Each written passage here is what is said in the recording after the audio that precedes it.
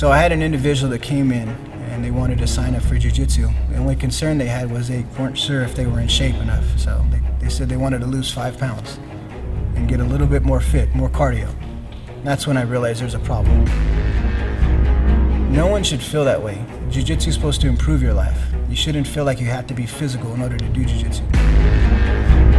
Jiu-jitsu is a language. Jiu-jitsu is the most fluent way of speaking that language. Jiu-jitsu is for everybody. Not everybody believes that anymore. That's where jiu-jitsu came in.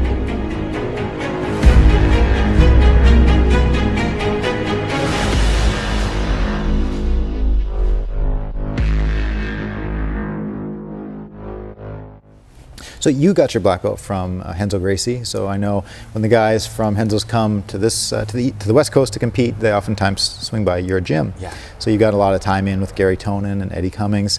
And Garry has an interesting matchup coming soon, which is at Polaris against Palhares. How do you think that's going to pan out? I think whoever could say Polaris, Palhares 3 times pretty fast. I think it's an interesting matchup, right? I'm sort of like torn. I haven't really talked to Garry about it at all, and haven't talked to John Danaher about it at all. But I think before we even talk about the match, I'm a little concerned with the fact that I'm hoping that Garry has in his claws or something that if Palhares doesn't let go of a submission, if Garry does get caught, because I think they could both catch each other. If Garry does get caught and he doesn't let go, my hopes as him as one of my friends and teammates is that the event is willing to cover whatever injury might happen to him, because Palhares has a history, and it's been in every single event that he's been kicked out. Or he's hurt somebody, you know. ADCC, he may not, I don't think he's got kicked out of there, but he hurt people after they were tapping. And I think that there's no place in that and it's a sport, you know, it's not a street fight, it's a sport. And when someone taps, you need to give the respect to the guy that you caught the guy, let it go. So now, aside from that. Before you move on. Yeah. If you were having an event and Polaris says he wants to compete in your event, would you allow him to? I mean, no, because I'm now liable for this guy's behavior. He's been in history, he hasn't controlled himself. In no event has he ever controlled himself. So it's unfortunate because he is highly skilled. He's a very skilled grappler, and I've learned a lot watching his leg locks. And I think that we as a community could learn a lot from him. But if you're unwilling to follow the rules, no, in my opinion, you have no place competing, period. Because I wouldn't be willing to pay someone, you know, what he does, the damage to, and I think that shows some responsibility by the event. If you're going to have a wild, loose cannon into your event, be ready to deal with the consequences of having a wild, loose cannon in your event. Now, on to the match itself. I think it's an interesting match. It will be, you know, they both are leg lock specialists, but both have very good jiu-jitsu outside of their leg locks. I think I talked to Garry one time and he was like, I don't want to be known as the leg lock specialist. Like, I think it was when he fought Javi Vasquez the first time in the Gracie Nationals. He had heel hook opportunities. And I happened to be on his corner that day. John wasn't here, and as we were going through, it was evident that he didn't want to take some of those heel hook opportunities. And he had told me before, I want to do something different. I don't want to just be known as a leg lock guy. So, and I think he does have a lot of skill sets that he brings that other guys don't. He's a good wrestler. He's been doing his homework in wrestling, so he's good on his feet. He creates good scrambles, but he's good at jiu-jitsu. And if we look at Palhares, of course, like, when he's got these tree trunk for legs. So when he locks on the guy's legs, I mean, he's extremely gifted at leg locks. But he's also very good at jiu-jitsu. He's got good wrestling. He's got good jiu-jitsu. He's a very good omoplata. So both very highly skilled grapplers. I think if you look at the problem for Garry, I think because he has, the biggest mountain to surpass is the size. Yeah. You know, he's going to be giving up most likely 30 pounds or a little more to Palhares, who isn't a guy that gets tired. He's not a guy who is weak by any stretch of the imagination. I mean, this guy's a beast. Yeah, we saw him go the distance with Galvao at ADCC. Yeah, and I think that will probably be the biggest mountain for Garry, is to surmount that type of weight and strength at that skill level. Yeah, and a lot of people are saying that what big balls Garry has for taking this match. And Garry said on Instagram that he's scared. Yeah. He's scared of this match, but you don't become a legend unless you fight the legends of the sport. Yeah, and I agree. I think that's sort of that samurai mentality. You know, you fight the guys that are there, and the more you challenge yourself, the bigger the growth opportunities. I always make the analogy, I like the analogy of how swords are made. You know, they're stuck in this heat and beat, and the process of making that sword sharp is like the more, without, you know, questioning how many times it's folded over, but that's the process, is being put in that fire and pounded out repeatedly, and then recovery, and so, you know, some people might call it stupid, but like, I agree with him. I think he should be scared, but I think that the outcome will be him being a better athlete. My only hopes is that, like I said, it's a sport, and I hope that if Palhares is the winner, that Garry isn't hurt because of stupidity outside of, hey, this is a sport. Right. If I finish him, great. I'm the better man that day, and I'm going to let that go. I'm not trying to prove a point. Yeah. And one other development in terms of live jiu-jitsu events is that EBI will now be hosted on Fight Pass, UFC's Fight Pass. Do you think that is going to bring in a lot more fans from the MMA side? I hope so. That's exciting. You know, I know you guys are a part of that, and I'm excited for that, and I'm excited because EBI has been a very good event. It's very exciting to watch, and I hope so. I hope that there will be continued. It seems to me that the crowd in MMA is continuing to get more and more educated.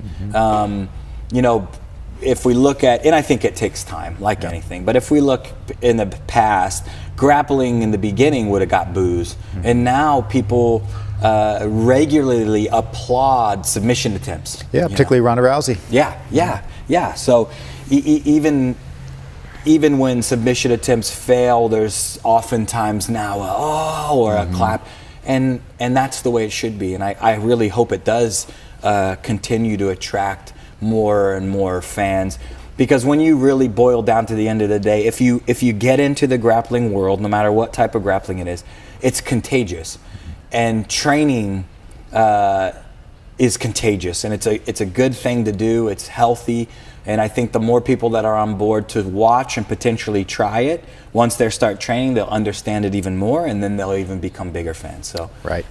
And that's the thing that a lot of people have argued about is, can jiu-jitsu ever be a spectator sport? And so far we haven't really seen it, but I think EBI has the biggest chance. You know, the events, you've seen many of them live, they're very exciting. I think Eddie has a great rule set, and this time there's up to $50,000 on the line, so that's going to bring a lot of the bigger names. Galvao said he was going to do it, Vinny Magalhães, there's a long list of really big names that are going to join this one. Yeah, and having it on the UFC Fight Pass is just going to bring bigger names, because now it's a bigger exposure.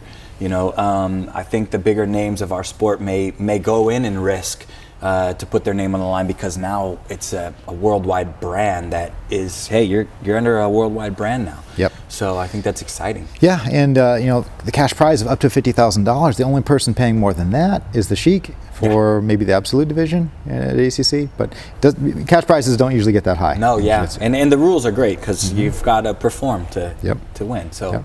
To win money, you have to perform. So I'm a big fan of the event. It's going to be fun. Yeah.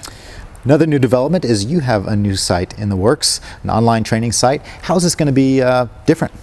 Yeah, I got two things. Right now, my blog will be up pretty soon. It's just going to be on ShawnWilliamsBudoVideos.com, and it's just tips and techniques and fun stuff. But my online training site, I think the biggest difference will be the organization. You know, I'm trying to work on, it's been in development for a long time. I've had my fair shares of roadblocks and have to go around those roadblocks. But I think the biggest difference that I'm going to present is organization and the way that I do things. I mean, I think that all the sites are great. I do things a specific way. So if you like the way that I do things, if you like the way that I break down techniques and teach techniques and present training and training methodologies, then I think you'll enjoy my site. If you like the way that Marcelo does things, then you should join his site. The one thing that I don't want to get involved in is one site better than the other, you know, because they're different. All sites are different. You know, I hope that people enjoy it when it comes out. I hope that's my thing is I love jiu-jitsu, I love MMA, I love fighting, I love coaching, I love teaching. And so I think that the people that it will enjoy what I do and who's around me, I think they'll enjoy the site, you know. And my goal will be constantly evolving the site and bringing the best that I can to that arena. Nowadays, a lot of people think of your training partner, John Danaher, as the leg lock guy. Yeah. You know, he's created some great talent with his leg locks. How much leg lock content will be on your site? A ton, yeah. I mean, literally after time, it'll be everything I know. When I came to California, this 10 years ago, I wanted to do this then, and the one thing that I wanted to do the one reason why I wanted to do it was for my own good, and you know, when I have not only just my students, but when I have children, when I have this thing, I want to have everything I know on video, because it's a good resource now. Instead of having it in a book in the past, now it's on video. It's just going to be a great resource. I've forgotten. The thing is, like one time Henzo was in class and a guy, I can't even remember, it might have been me who asked, I don't remember, but somebody asked something and he said, man, I forgot more than you know. And it might have been me that was saying, and I got the biggest kick out of it. And now I'm like, wow, I know why he said that, because I've forgotten so many moves, you know, little things, of course, not like major moves, but I used to be really fancy with the lapel, like tons of lapel stuff. And some of the stuff that I used for a short time that were working on high level guys, I just, because you know, I'm like, well, whatever. I'll go on to other things. I like to experiment with everything. And now going back, you know, I don't remember what those things are anymore. And so now it'll be a good way for me to have a resource to like, hey, you know, I'm going to literally put everything I know on there. So eventually there will be everything I know, leg locks included, because I think they're a big, important aspect of the game. Right. Speaking of leg locks, since the past, I'd say over the past year or so, the general jiu-jitsu population has probably become a little more interested in heel hooks in general. Has anything changed in your gym in relation to that? Are you teaching more heel hooks than before? And when you go around, are you seeing more interest in heel hooks? Yeah, I think so. I mean, we teach a lot of it now. I held off on a little while until the school got to where it is, grew up, matured a little bit, so we have a lot more upper level guys. And now that we have that, we do it. I mean, I taught for 6 months straight. My no-gi class on Saturday, it was all heel hooks and footlocks, to educate the whole entire school about heel hooks and footlocks, because it's like anything, the more education you have on something, the less injuries that happen. You know, if people are educated about what they need to do and on the offense and defense, then the injuries go out. There's nothing to be scared of. And I do think in general there's been a lot more improvement on fascination with heel hooks, footlocks. I can honestly say, I always say how lucky I was that I went to Renzo Gracie's academy to learn, because the first day that I had was a cross heel hook. That was my first lesson, was a cross heel hook. When somebody tried to get out of cross side, you drop down and cross shigurami on them and the cross heel hook. It's always been a big factor at Renzo's, always. And then, of course, I always say John Danaher, he's literally a genius. That guy's a genius. That we were lucky enough that he just said, wow, jiu-jitsu is my love. I'm going to go that route. And that brought about, through his history, brought about different specializations and different things. You know, in his blue belt phase, his nickname was Johnny Kimura. You know, Matt Serra nicknamed him Johnny Kimura because he used to do the Kimura from everywhere. Then, in a purple belt, late purple belt, we used to call him Johnny Leglock because it was all about knee bars and different. So he's put his sort of mind into different specializations as he's progressed through the martial art, and I think right now he's really been on a heel hook and footlock craze, so to speak, just because of the efficiency in them. I think it's brought about. You know, he's really scientific when we're talking about stuff. So he's got data on his members and on his classes, and you know, the finishing rate in his class, he's got the data on how much it's improved since he's added in footlocks and leg locks. And at the end of the day, I think his you know, he could say better than I, but from an outsider's perspective, one of the things that he does best is to try to make jiu-jitsu the most efficient finishing art possible. You know, so whether it be heel hooks or arm locks or guillotines, it doesn't matter. It's making the most efficient martial art possible. Right. And this might be a better question to ask John himself, but I've heard that his fascination with leg locks started with Dean Lister when Dean went in there and submitted all the guys. Were you there at that time? Yeah, I was there. Is that true? Dean came, and yeah, I think so. Dean came, and I don't remember how long he was there, but he came for, it seemed, quite some time. I was a purple belt when he was there and trained with him several times. I think he stayed with Matt Serra when he was there. And yeah, he was quick with his heel hooks and some of the other submissions. For me back then, and I believe that is true, because I think that Dean finished some of our other good guys with footlocks.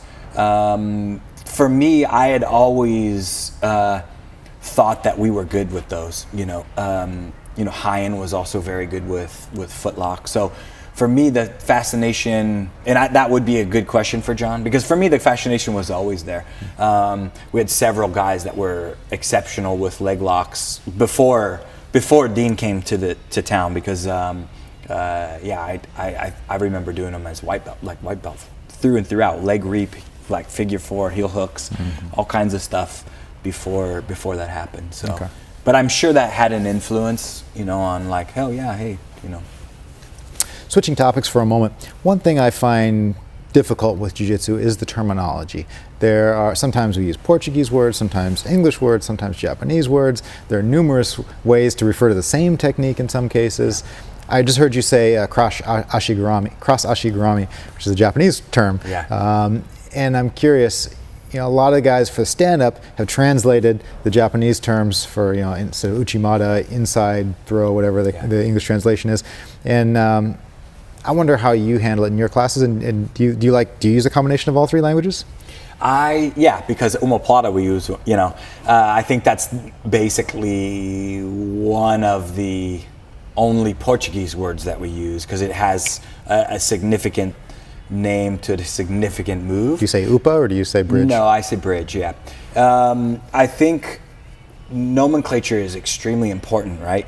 Because it lets you identify with a single move. So for me, I'm always talking to John because since he and I are colleagues, I'm always trying to stay pretty close to whatever he's calling moves, I call moves. Because we grew up together and we call, like for instance, the lockdown, we've called it the scorpion for years.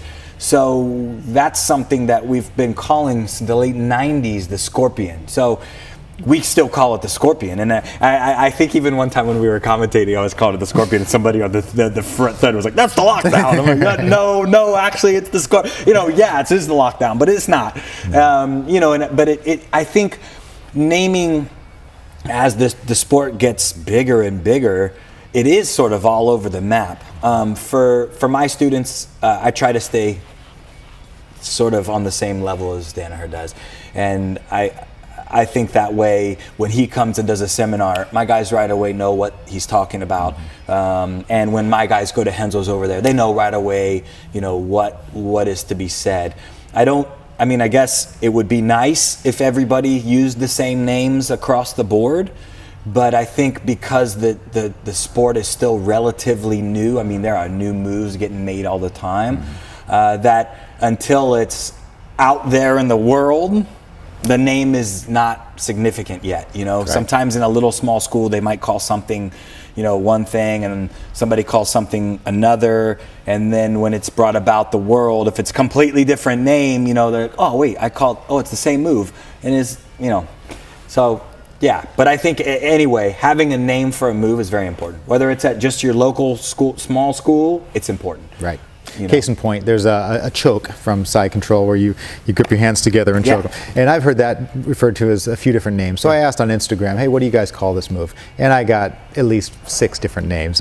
People are like, oh, that's called the bolt cutter. Oh, that's the paper cutter. Oh, that's the bread cutter. Oh, that's the baseball bat choke. You know, I got one for you. It's called the Hawaiian. The Hawaiian. See? Yeah. So there we go. So the bread cutter is the one that we used with the gi. Yes. This one, Renzo always called it the Hawaiian choke.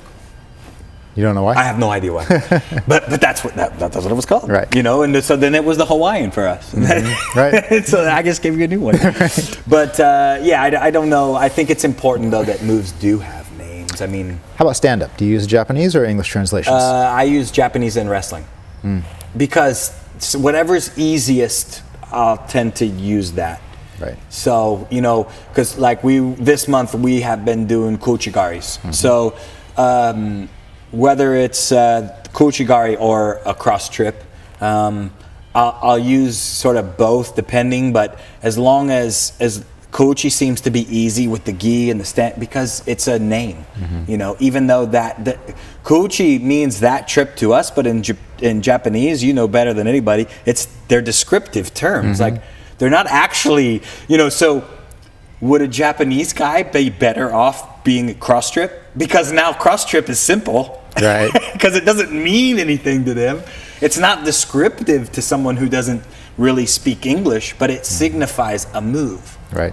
Like, you know, because some of those moves, like Osotogari is like large outer reaping throw. Right.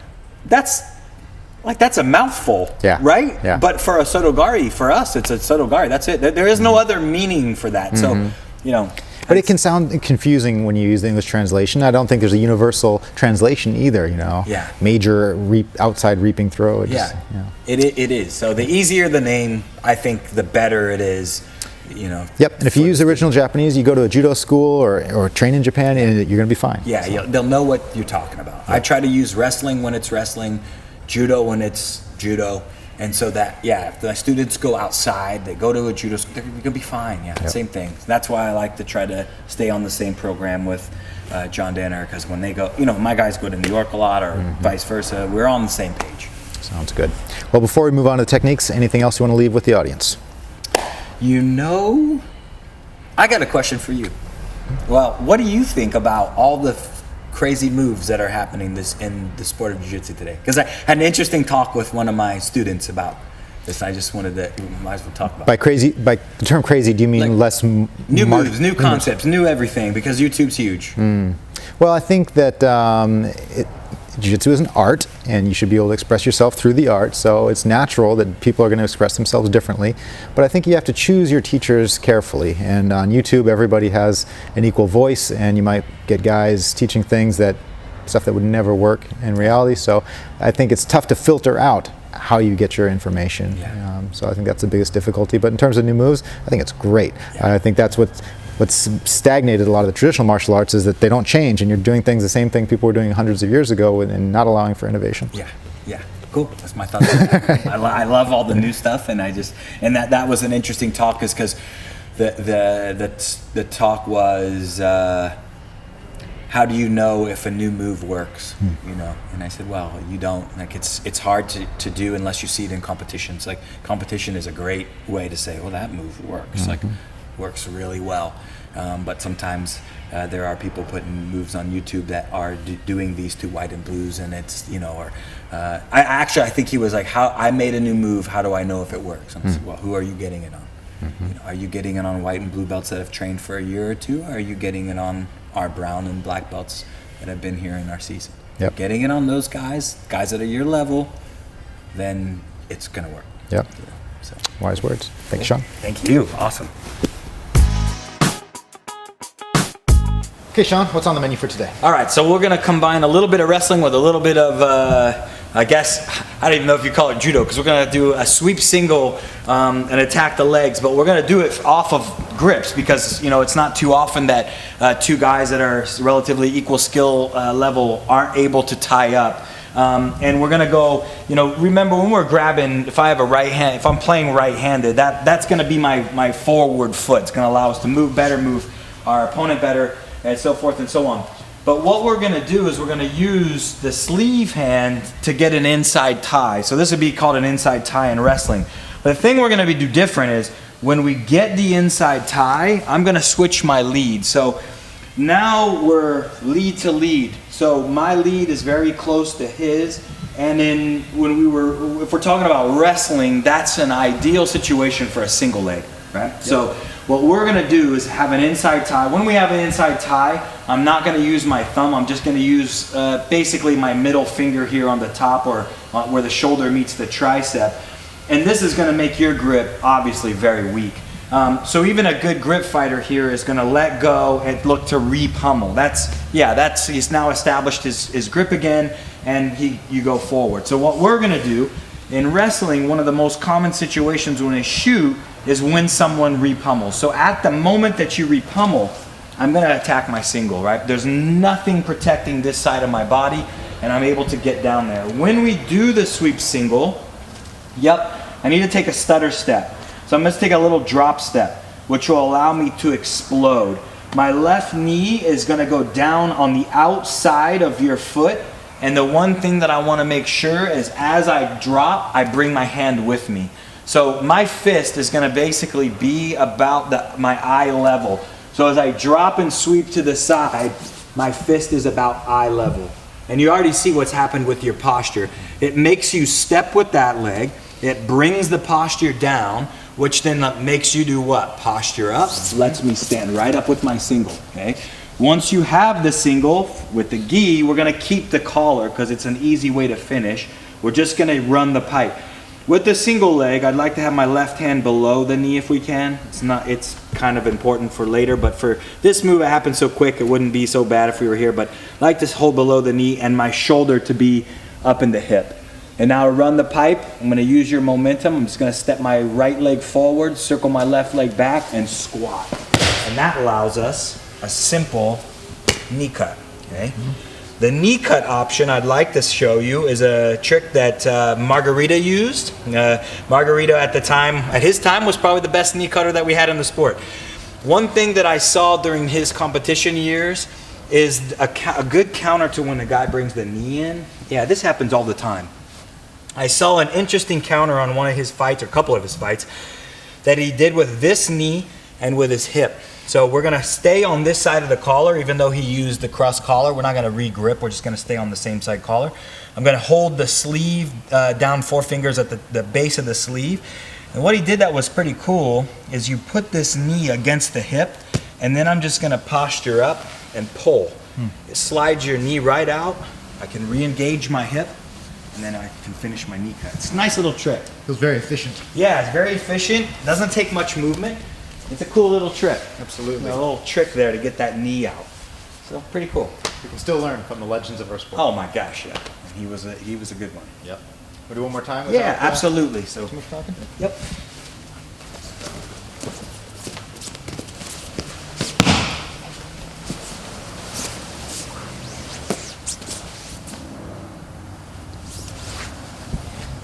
Great stuff as always, Shawn. Thank you so much. Thank you for coming in, and where can people find you online? You can find me at ShawnWilliamsBudoVideos.com. Read my new blog that's coming up. You can find me there. I'm on Instagram, same thing. Facebook, same thing. Or if you're in LA, you can come to 5 Star Martial Arts. It's a great school, and looking forward to the blog. Yeah, thanks so much.